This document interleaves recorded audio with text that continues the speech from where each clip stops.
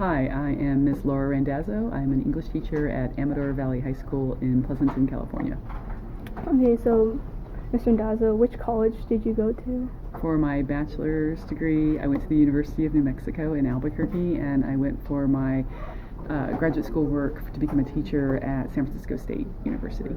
So how did college specifically affect or change how you used your money? Well, it gave me the ability to make a good salary, so it had a big influence that way.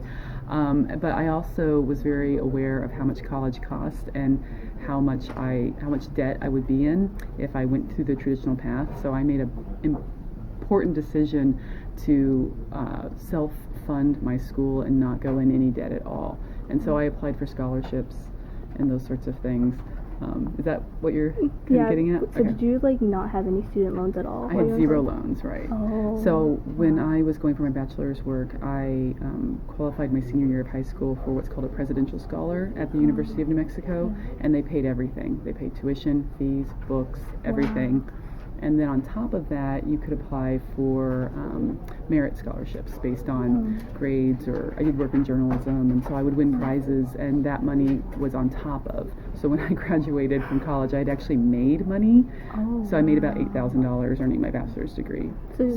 So can you explain what each scholarship that you got was? Yeah, there was the big one, which was the presidential that came from the school. Yeah. But then our hometown newspaper, the Albuquerque Journal, they gave me $2,500. Wow. I would win essay contests here and there. It was almost like a little part-time job, entering scholarship contests, because I can write pretty well, and I had good grades, and I was involved in lots of things. I remember I won a small one from the telephone operators union, because my mom was a telephone operator. There were little pieces together, but over time you pile that up, and then there's a car. it's like real money after a while. Wow, that's cool. So since you never had any, what are your thoughts on student loans today?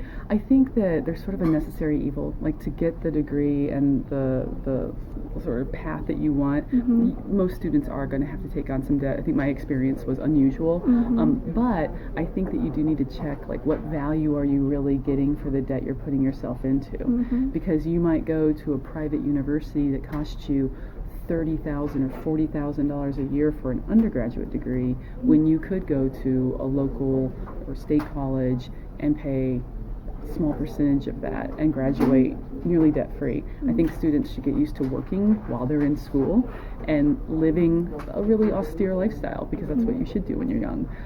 And you'll be happy when you graduate debt-free, when all your other friends are beholden to the loans that they have to pay back. So yeah, I think that borrowing a little bit's probably okay, as long as you have a clear plan to pay it off as quickly as you can. But the less you can borrow, the better. And then what's the one most important thing you think students should know heading into college?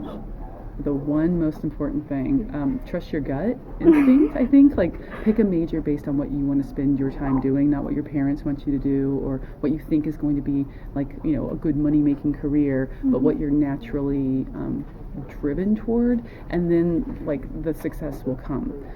When you try to fit yourself into something that isn't quite right, the suit will be itchy and it won't be a satisfying life. So I think, for me, obviously I'm a teacher, so other things matter to me than money, but I think having passion and drive for what you're doing gives you longevity in a career and makes for a happy life.